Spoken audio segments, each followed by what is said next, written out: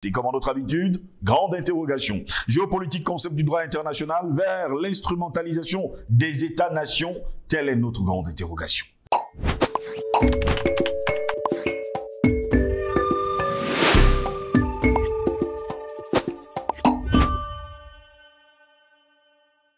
C'est toujours un réel plaisir de vous retrouver sur Panafricaniste TV, votre chaîne de télévision qui vous apporte le meilleur de l'information sur un plateau d'or. Mesdames, Messieurs, bonjour. Très heureux de vous retrouver pour une nouvelle édition de Parole panafricaniste. Eh bien, l'invasion de l'Irak était un acte de banditisme, un acte de terrorisme d'État flagrant, la preuve d'un mépris absolu pour le droit international, avait déclaré Harold Pinter, écrivain et dramaturge anglais qui nous a quittés en 2008. Le droit international, c'est quoi? En fait, c'est la grande interrogation des Africains et surtout des hommes et femmes épris de justice. Il se pose toujours la bonne interrogation, c'est quoi finalement le droit international? Eh bien, mesdames et messieurs, selon eux, on parle des Occidentaux, le droit international est l'ensemble des règles juridiques qui régissent les relations entre les États ou entre les personnes privées dans un cadre international.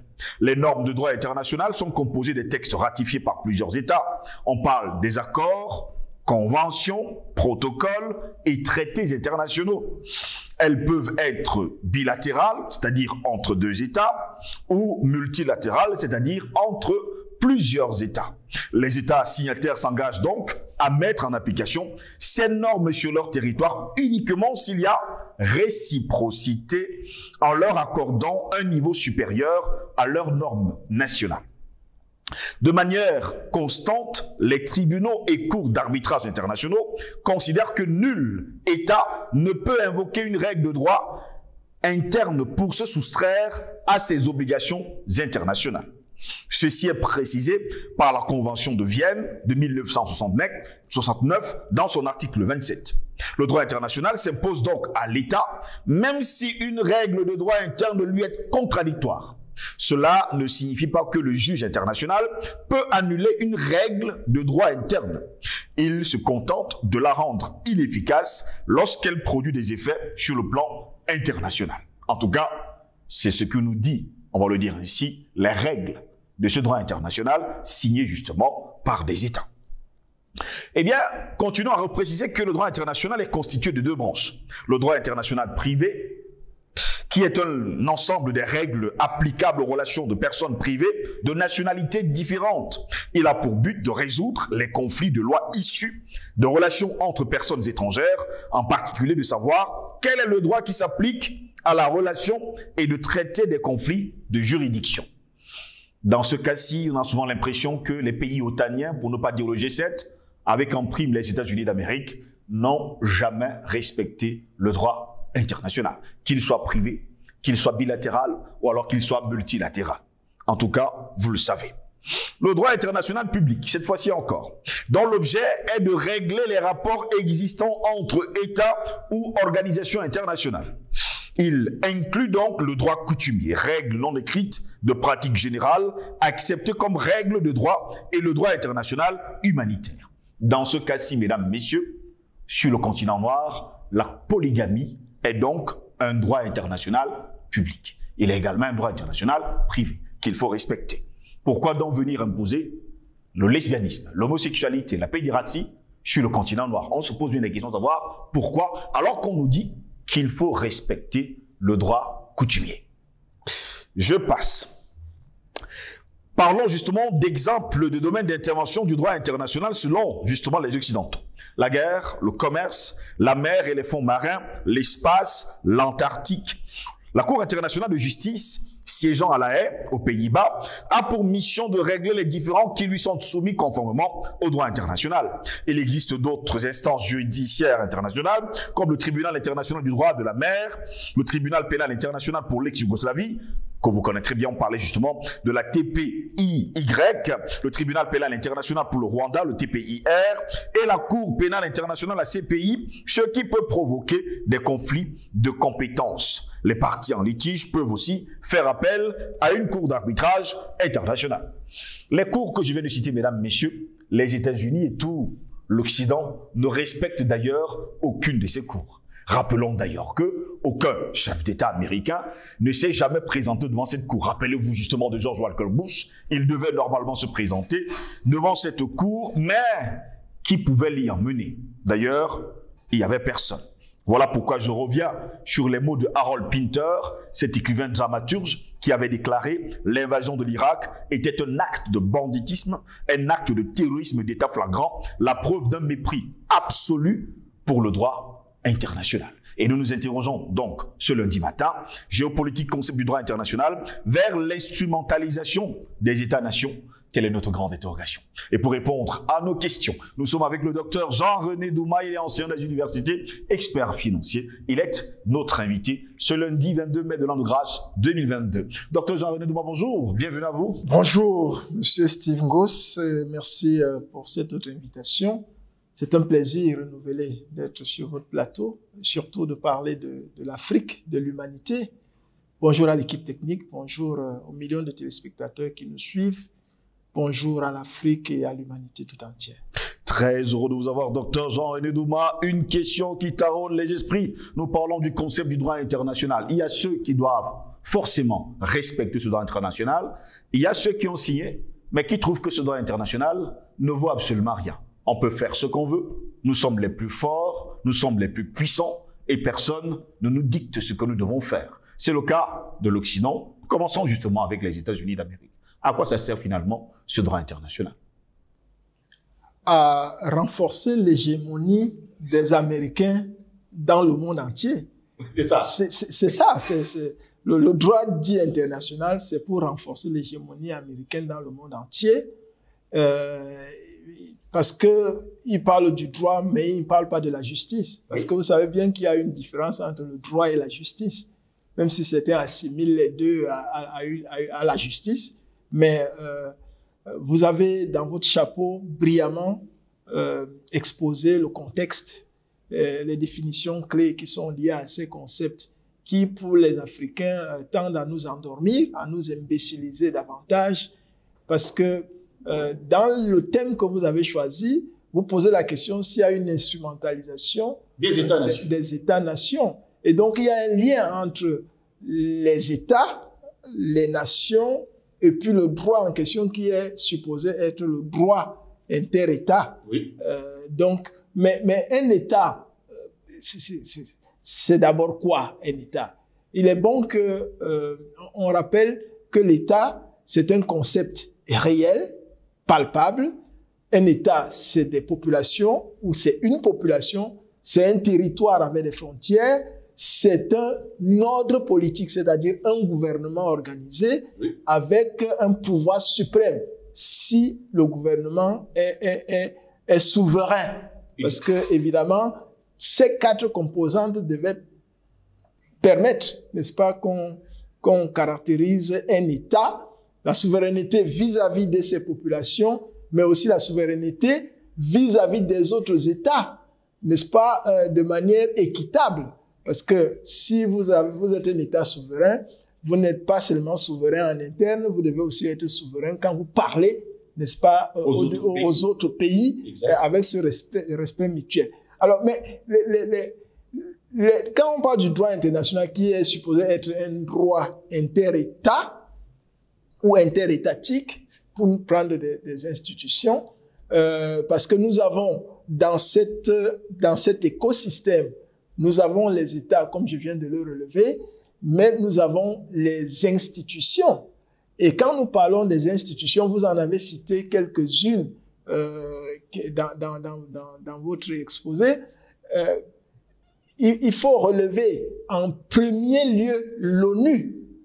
Encore une fois, ce que certains ont qualifié de machin, ce machin, qui n'est ni un État, ni une nation, n'est-ce pas, mais qui en réalité décide de tout, même dans le cadre de ce droit qu'on dit international. Oui.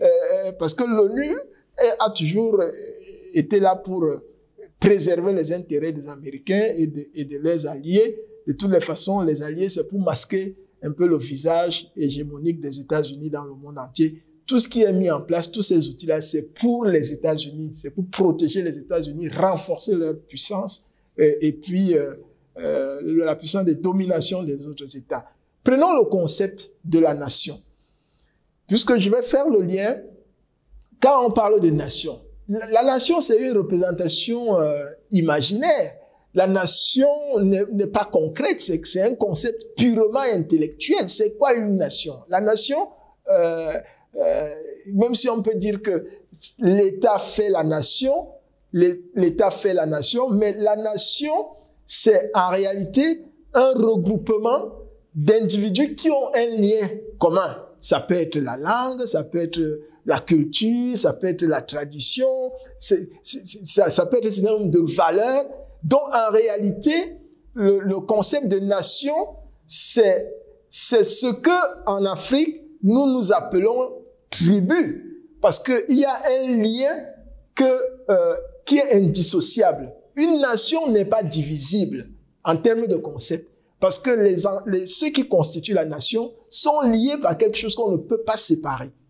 Alors, donc, on peut avoir un État et plusieurs nations dans un même pays. On peut avoir l'État qui est unique, mais avoir plusieurs nations, parce que, comme je disais, en Afrique, on n'utilise pas trop le concept dans ce cadre bien précis, mais les tribus sont des nations, en réalité, par rapport à la définition d'une nation. Alors, si maintenant, on impose un droit, n'est-ce pas, interétatique, les États étant liés à des concepts de nation, parce que dès qu'on dit souveraineté nationale pour un État, ça veut dire qu'on dilue les différents groupements, qu'ils soient ethniques, religieux, culturels, linguistiques, etc. On les dilue dans un concept théorique qui, en réalité, lui, est éphémère, parce qu'il n'a pas une base solide, parce qu'il est décrété. C'est pour ça qu'on dit qu'un État, c'est un ordre politique. Il est décrété. Et donc, le danger, c'est, lorsqu'on prend cette lecture au niveau, à la base, parce que là, je parle de la base, ensuite, on est au niveau des États, et surétatiquement parlant, on arrive à une institution, une organisation, celle des Nations Unies,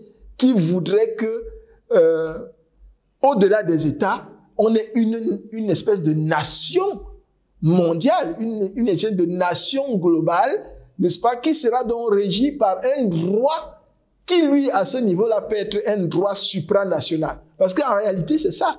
Le droit international, c'est un droit supranational. Et c'est pour ça que quand, moi n'étant pas juriste, mais je sais que quand il y a certaines situations où il y a des conflits, n'est-ce pas, le droit international prend le dessus, généralement sur le droit national, sur un certain nombre de questions. C'est ce qu'ils disent. Alors, c'est ce qu'ils disent. Mais en réalité, ça ne peut même pas fonctionner, puisque les États-Unis eux-mêmes ne respectent pas cela. Lorsqu'il s'agit des États-Unis, non, il n'y a plus de droit international. Là, le droit américain seul suffit.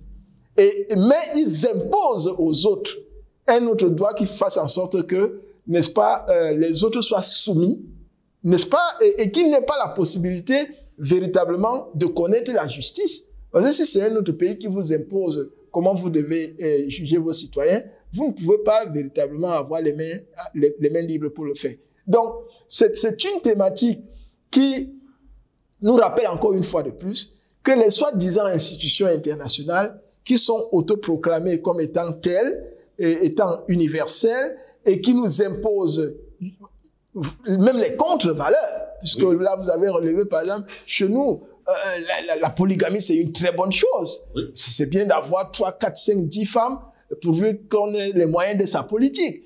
Et il faut respecter cela. Mais on vient quand même sur le continent africain imposer l'homosexualité. Et on vient sur le continent. LGBTQIA+. Oui. Et malheureusement, il y a certains Africains qui tendent à jouer le jeu, à soutenir même certains avocats qui veulent donner l'impression qu'il y a un droit au-dessus du droit, n'est-ce pas, de la souveraineté nationale. Et ça, c'est une aberration. Donc, ça doit être, s'il y a un droit international, M. Steve Goss, ça devrait être la gestion des relations interétatiques sur des règles établies par tous et acceptées par tous. C'est pour ça que moi, j'aime bien la réciprocité. Parce que si vous avez une clause de réciprocité qui dit que si vous me faites tel, moi aussi je vous fais la même chose. Mais les États-Unis n'ont pas besoin de s'exclure. Si les États-Unis chassent mon ambassadeur, moi aussi je chasse l'ambassadeur américain. J'ai juste à appliquer, n'est-ce pas, ce qui est prévu dans un certain nombre de règlements internationaux. Donc, le jeu continue avec les instruments différents, oui. Mais l'objectif, comme je l'ai dit à l'entame de ma parole, c'est que les Américains restent la superpuissance mondiale et aient quelques alliés qui vont, n'est-ce pas, se la faire douce, n'est-ce pas, et au détriment surtout des Africains qui doivent souffrir toute la vie. Je pose donc cette question devant le droit international, d'ailleurs devant la justice. Y a-t-il les grands et les petits? Il y a dans ce cas précis, il y a les grands et les petits. Ceux qui ont mis en place ces institutions, les institutions comme l'ONU, même la Cour internationale de justice, la Cour pénale internationale, le tribunal pénal international pour l'ex-Yougoslavie. Tous ces outils juridiques-là, oui. qui sont mis en place par eux, c'est contre les Africains, c'est contre les pays dits faibles. Quand vous ne faites pas, quand vous êtes un peu têtu, on vous kidnappe, on vous amène là-bas, à défaut de vous assassiner en mondovision et de voir même quelques autres personnalités impérialistes jubiler parce qu'on a assassiné un être humain. Vous voyez des personnalités jubiler, se réjouir de la mort de quelqu'un qui veut le bien pour son pays, pour ses citoyens. C'était le cas de Kadhafi, etc. Même en Irak, Saddam Hussein et tout ça, on a vu certains hauts responsables des États-Unis jubiler parce qu'on a assassiné. Donc on peut etc. prendre l'initiative aujourd'hui d'entrer en guerre avec l'Irak, avec l'Iran, avec un pays quelconque sur Terre, sans jamais respecter le droit international. Ça signifie que le droit international là n'existe pas. C'est ce que ça veut dire, parce que plusieurs guerres ont été déclenchées sur la base du mensonge. Oui. Parce qu'on a voulu contourner le droit qu'on ne respecte pas. Parce que même comme ils ne respectent pas, il y a des cas où ils essayent de donner l'impression qu'ils respectent et d'avoir l'adhésion, une certaine adhésion de la perception populaire. Et c'est pour ça qu'ils font des montages qui sont souvent basés sur le mensonge et qui font en sorte que quand ils déclenchent une guerre, une certaine opinion se dit mais ils ont eu raison de déclencher la guerre. Non. On ne doit pas, sur la base d'un droit international, attaquer un autre pays parce qu'on est une superpuissance mondiale. C'est pour ça que nous devons saluer la multipolarisation et je suis de ceux qui disent que il faut que les BRICS créent une organisation des peuples unis qui doit être un concurrent du machin qu'on appelle l'ONU. Oui. Et qui véritablement va travailler dans le sens d'un droit international qui va respecter d'abord le fait que chaque État peut avoir une ou plusieurs nations, n'est-ce pas? Et que ce sont les nations qui sont le socle d'un État. Parce que ce sont les nations qui en réalité incarnent les valeurs, les principes, les us et coutumes, les langues, etc.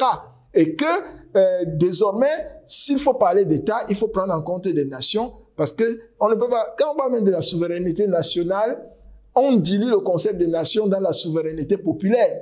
Parce que la vraie souveraineté, c'est le peuple qui donne l'onction à l'État, c'est-à-dire à une minorité de personnes et très souvent au chef de l'État de pouvoir exprimer la souveraineté dite nationale.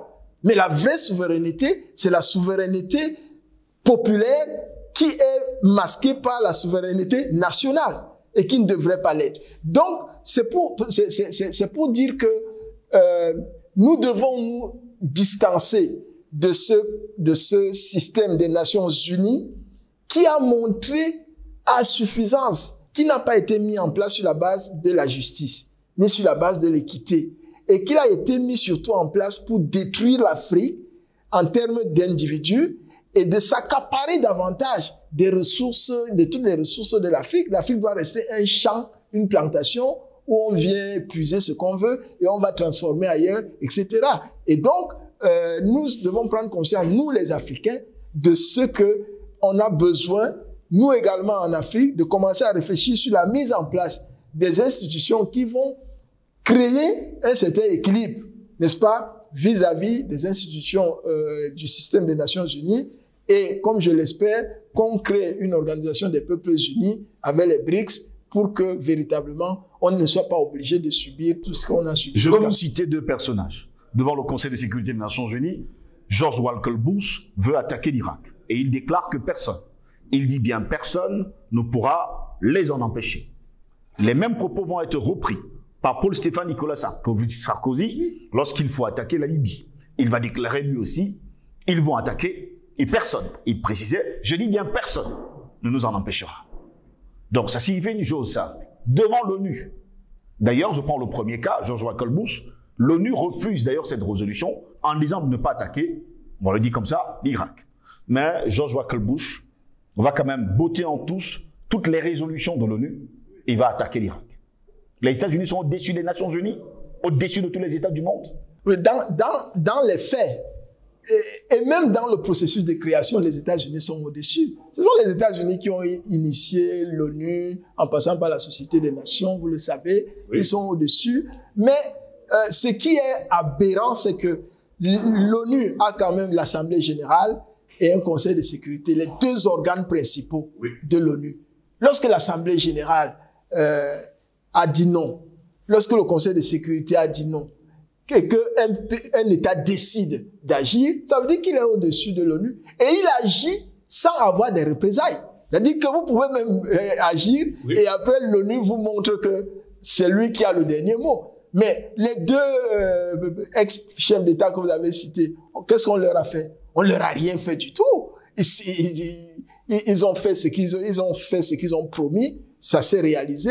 Et comme je disais, il y en a qui les ont même applaudis, certaines autres personnalités qui les ont applaudis. Donc, ça conforte le fait que nous devons sortir de tous ces machins-là et créer nos organisations qui vont permettre qu'il y ait le respect de l'être humain au centre de tout. Qu'on recherche l'équité, la justice et que ce soit du win-win. Que ce ne soit pas toujours un rapport de force qui est le plus fort. Deux poids, deux mesures. Quand il s'agit d'un pays africain, on ne réfléchit pas par deux chemins. Tout de suite, on agit. Depuis que le Mali a saisi l'ONU avec des preuves contre la France par rapport à tout ce que la France a intenté au Mali, jusqu'à aujourd'hui, l'ONU n'a rien entrepris, rien.